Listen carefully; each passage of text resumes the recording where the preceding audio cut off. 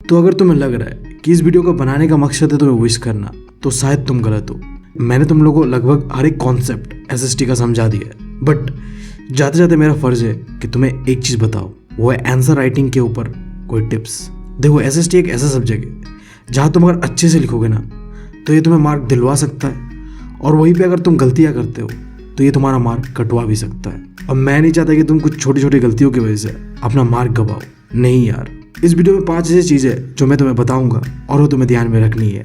और ऐसा नहीं है कि ये कोई रॉकेट साइंस है, बहुत ही बेसिक चीज़ है, बस तुम्हें दिमाग में रखनी है ये बात। पहला चीज़ देखो, तुम्हारे सामने यहाँ पे सीबीएसई टॉपर 2015 का आंसर शीट। अब देखो, ये जो आंसर शीट है, मुझे नहीं पता ये बंदा का या बंदी का है, जिसका भी हो, बट ध्यान देने वाली चीज़ ये है कि देखो, इसने आंसर्स को पॉइंट पे लिखा है, तो तुम्हें हर एक आंसर पॉइंट पे लिखना है। क्वेश्चन में जितना मार्क्स मेंशन है तुम्हें उतना ही पॉइंट लिखना है। ये फ़र्क नहीं पड़ता कि तुम्हें कितना आता है। अगर क्वेश्चन है 3 मार्क्स का तो तुम्हें 3 पॉइंट ही लिखने हैं, ना एक ज़्यादा ना एक कम। बट देखो, तुम्हें ये चीज़ नहीं करना है जो इसने किया है। इसने देखो आंसर्स को पॉइंट पे तो लिखा है, बट इसने point number 1, point number 2, point number 3 ऐसा नहीं लिखा है, डॉट डॉट डॉट डॉट करके गया है। तुम्हें ऐसा नहीं करना है। देखो, इसे भी ये चीज़ का रियलाइजेशन होता है। ये क्वेश्चन नंबर 11 है जहाँ में उसने क्या किया, डॉट डॉट डॉट डॉट करके दिया। बट अब देखो क्वेश्चन नंबर 12, यहाँ शायद उसे रियलाइजेशन हो गया कि ये मैं गलती कर रहा हूँ, तो उसने यहाँ ये करेक्ट किया। देखो, पॉइंट पे लिखा और मेंशन किया, पॉइंट नंबर 1 ये है, पॉइंट नंबर 2 ये है, पॉइंट नंबर 3 ये है और पॉइंट नंबर 4 ये है। तो क्वेश्चन जितना मार्क का भी होगा उसके हिसाब से लिखोगे, ना एक पॉइंट ज़्यादा ना एक पॉइंट कम। जितना मार्क्स का होगा उतना ही लिखोगे। ये फ़र्क नहीं पड़ता कि तुम्हें कितना आता है, बस ये फ़र्क पड़ता है कि जो पूछा गया है क्या तुम वो बता पा रहे हो या नहीं पा रहे हो। अब जो तीसरा चीज़ तुम्हें ध्यान में रखना है, यहाँ में देखो मार्जिन्स दिख रहे हैं, तो तुम जब भी आंसर्स को लिखोगे तुम्हें मार्जिन्स को मेंटेन करना है, चाहे वो लोअर मार्जिन्स हो चाहे वो साइड मार्जिन्स हो। साइड मार्जिन्स यानी कि ये जो साइड के, और लोअर मार्जिन्स यानी कि जब तुम एक क्वेश्चन लिखने के बाद जो दूसरा क्वेश्चन लिखते हो तो उसके बीच जो एक चीना खींचते हो, दैट्स कॉल्ड लोअर मार्जिन्स। तो जब भी आंसर्स लिखो तो मार्जिन्स को अपने ध्यान में रखते हुए लिखना। फिर जो अगला चीज़ देखो, ये तुम्हारे सामने एक आंसर, यहाँ में तुमने देखा है कुछ चीज़ों को हाईलाइट किया हुआ है। जैसे यहाँ पूछा गया होगा कि डेमोक्रेसी क्यों बेटर फॉर्म ऑफ गवर्नमेंट है दूसरे गवर्नमेंट से। तो हर एक क्वेश्चन का ना एक सब टॉपिक होता है, जैसे कि यहाँ में भी दिया हुआ है। देखो, डेमोक्रेसी क्यों better other form of government से, क्योंकि ये इक्वालिटी प्रोवाइड करता है, ये लोगों के बीच डिग्निटी प्रोवाइड करता है, और ये क्वालिटी ऑफ डिसीजन मेकिंग को भी इम्प्रूव करता है। ये 3 मेन पॉइंट है। पहले इन्हें सब टॉपिक के हिसाब से लिखा, उन्हें अंडरलाइन किया, फिर इन्हें एक्सप्लेन किया। इतने अच्छे से अंडरलाइन करो कि एग्जामिनर को देख के पता चलना चाहिए कि ये टॉपिक है और ये इसका एक्सप्लेनेशन। ऐसा जब तुम करते हो ना तो टीचर्स को सीधा दिखता है कि इस बच्चे को आता है। तो ऐसा भी हो सकता है कि टीचर्स बस तुम्हारे जो सब हेडिंग्स को देख के ही आगे बढ़ जाए। बट अगर तुम पूरा सेंटेंस में लिखोगे बिना सब हेडिंग दिए, फिर तो वो पूरा सेंटेंस को पढ़ेगा, और अगर कोई गलती दिखा तो कटेगा भी। तो कोशिश करना वो टॉपिक्स जो तुमने पढ़ा हुआ है और जिनका सब टॉपिक्स तुम्हें आता है उन्हें एग्जाम में मेंशन करो। नहीं आता तो कोई बात नहीं, एज इट इज़ पॉइंट पे लिखो, बट अगर आता है ना तो ये अच्छा इंप्रेशन छोड़ता है। अब आखिरी चीज़ उन लोगों के लिए जिन्हें लगता है कि उनका हैंडराइटिंग बहुत ही गंदा है और उनका मार्क जो है ना एग्जामिनर ऐसे ही काट देगा। फ़र्क नहीं पड़ता कि उन्होंने कितना अच्छा लिखा है, कितना मेहनत किया है, उनके गंदे हैंडराइटिंग्स की वजह से उनका मार्क्स कटेगा। तो अगर तुम भी उन लोगों में से हो जिन्हें ऐसा लगता है कि मेरे गंदे हैंडराइटिंग की वजह से मेरा मार्क्स काटा जा सकता है, तो शायद तुम गलत हो। 1 मिनट रुक जाओ, मैं तुम्हें सीबीएसई का क्लियर फंडा समझाता हूँ। एग्जामिनर पेपर जब चेकिंग करता है उसे पैसे मिलते हैं। बात देखो, हर चीज़ पैसे से ख़त्म होता है। उसे जितना जल्दी हो सके पेपर ख़त्म करना है, तो वो बस देखना चाहता है कि तुमने क्या लिखा है और कैसे लिखा है। तुम्हारा हैंडराइटिंग कितना सुंदर है उसे उस चीज़ से घंटा भी फ़र्क नहीं पड़ता।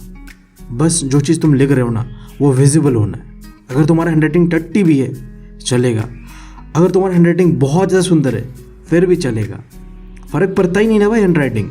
बस तुम्हें एक चीज़ ध्यान में रखना है, स्पेस मेंटेन करो। जिनका हैंडराइटिंग अच्छा है उनको तो कोई फिक्र लेने की बात नहीं है, बट जिनका गंदा है ना हैंडराइटिंग मेरे तरह, तो तुम लोग क्या करना, हर एक वर्ड जो लिखोगे ना उनके बीच में थोड़ा थोड़ा गैप रख के जाना। तुम ऑटोमेटिकली अभी लिख के देखो, इस वीडियो को पॉज करो और लिखो एक बार, कोई एक सेंटेंस लो उसे लिखो। बस वर्ड जो लिखोगे ना तुम थोड़ा डिस्टेंस रख रख के लिखो, और लिखने के बाद तुम देखो दूर से, अच्छे लगेंगे, विजिबल होगा, बस बात खत्म। एग्जामिनर को बस विजिबल कराना है तुम्हें कि तुमने क्या लिखा है। एग्जामिनर को इससे बिल्कुल फ़र्क नहीं पड़ता कि तुमने कितना पढ़ा है, तुम्हें कितना आता है और तुम कितना सुंदर से लिख सकते हो। तुम्हारा मेहनत नहीं दिख रहा है एग्जामिनर को बस दिख रहा है कि तुमने कैसे लिखा है, कितना विजिबल है उसे। तो जितना हो सके विजिबिलिटी को मेंटेन करो, जिसके लिए तुम स्पेस को मेंटेन कर सकते हो।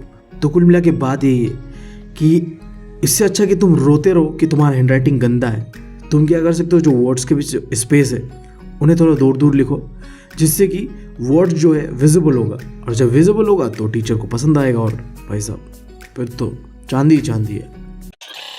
तो मैं उम्मीद करता हूँ कि मैंने जो चीज़ें तुम लोगों को बताया है तुम उनके ऊपर ध्यान दोगे। एंड आई नो मैं इस वीडियो में कुछ ज़्यादा ही सीरियस हूँ, बात ही कुछ ऐसी है भाई, क्या करूँ। 23 से मेरा एग्ज़ाम स्टार्ट होने वाला है।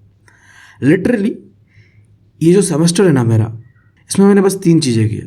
सबसे पहले आशिकी के चक्कर में आधा सेमेस्टर गया, उसके बाद ये एनिमी वेब सीरीज़ देखते हुए आधा सेमेस्टर गया, और बाकी बचे हुए जो कुछ महीने थे वो मैंने यूट्यूब वीडियोस बना के समय को कर दिया इस्तेमाल। और अब बस 10 दिन बाकी है और मैं कुछ भी नहीं पढ़ा हुआ।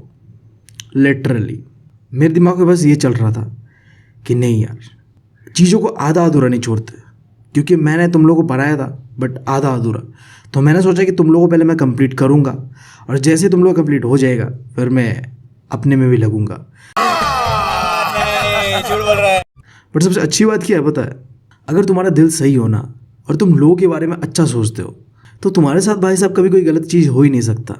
देखो 10 दिन बाकी था तो मैं तो बहुत ही नर्वस था कि क्या होगा। बट इसी बीच मेरा दोस्त मुझे फ़ोन करके बोलता है कि भाई साहब जो तुम्हारा मैथमेटिक्स वाला एग्ज़ाम था ना वो कर दिया गया है पोस्टपोन। तो वो एग्ज़ाम होगा लास्ट पे, और उसके लिए भी 10 दिन का गैप मिला है मुझे। तो जो मुझे लग रहा था कि अगला सेमेस्टर में भी मैं मैथमेटिक्स में तो पक्का बैक खाऊंगा, बट क्या होता है कि जिसमें मैंने सोचा था बैक खाऊंगा उसी में से अच्छा मार्क्स आता है। बट उस सेमेस्टर का बात अलग था, मैंने पढ़ा भी था, बट इस सेमेस्टर में मैंने बिल्कुल नहीं पढ़ा था। अब मैं जो भी पढ़ूंगा वो इन 10 दिनों में ही पढ़ूंगा। तो तुम लोग बस यही दुआ करना कि यार भाई के बस निकल जाए पेपर्स, बैक ना आए, बस यही दुआ करना। और मैं भी तुम लोगों का दुआ करूंगा कि भाई साहब तुम लोग तो फारिग दोगे, मुझे पता है, क्योंकि तुमने पढ़ा है। मेरे ऐसा बकीत ही नहीं किया तुम लोगों ने। कितना गंदा आदमी हूँ मैं यार। जो कि अच्छी बात भी है। तो लगभग मैं 1 महीना अभी आउट ऑफ रीच रहूँगा, और जो अपनी चीज़ें उनमें फोकस करूँगा, और उसके बाद मैं वापस आऊँगा। और कई सारी चीज़ें मुझे तुम्हें बताना है और तुम लोगों से शेयर करना है, और हमारा 100K स्पेशल वीडियो भी आएगा उसके बाद ही, क्योंकि मेरे पास एक रिस्पॉन्सिबिलिटी था तुम लोगों का। तो मैंने सारी चीज़ें छोड़ते हुए तुम लोगों के लिए वीडियो बनाया। बट ये जो मस्ती वाले वीडियो है ना, जिसमें हम दिखावा करते हैं बस, ये सब चीज़ें अभी ज़रूरी नहीं है, ठीक है। अभी काम ज़रूरी है।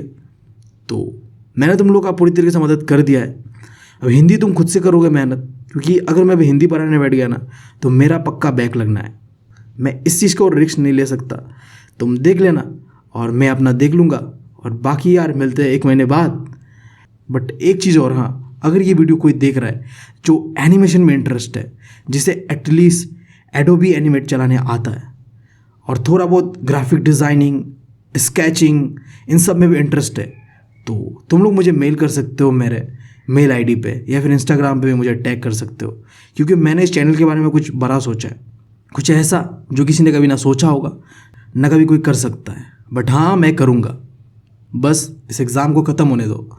डेडिकेटेडली जो सपना देखा है मैंने उसे पूरा करूँगा, और इसके लिए मैं कुछ ऐसे लोगों को ढूंढ रहा हूँ जो मेरे से सोचते हैं।